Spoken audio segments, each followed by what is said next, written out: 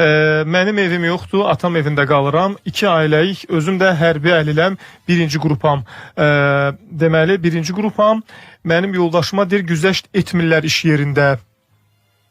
Maraqlı bir məsələdir ki, yəni vergi ilə bağlı yəqin ki, soruşur ki, o güzəşt etmirlər iş yerində.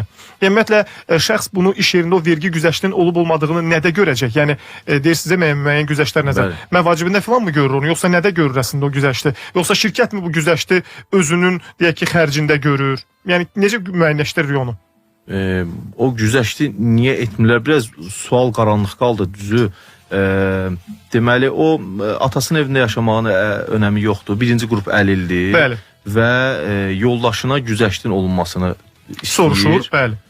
Yoldaşına güzəşt nəzərdə tutulmuyor. Baxın, onun özünə güzəşt nəzərdə tutulub ki, onun özünə münasibətdə müvafiq qaydada iş yerindən aldığı əmək haqqını. Özü birinci qrup əlildir, hərbi əlildir şəxs bizə yazan. Yoldaşını soruşur ki, ona niyə işdə heç olmasa müəyyən güzəştlər olmur? Mən sualı səhv başa düşdüm. Bayaq qeyd elədik, 200 manat məsələsi var. Bəli.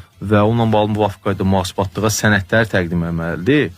Deməli, ümumiyyətlə istənilən kateqoriya şəxslər, yəni bu güzəştdən istifadə etməyə hüququ olan şəxslər həmin kateqoriya üzrə müvafiq təsdiq et sənədləri işlədiyi müəssisəyə təqdim etməlidir. Yəni tutaq ki, şəxs birinci qrup əlildirsə, ona dair müvafiq sənədi təqdim etməlidir işlədiyi müəssisəyə.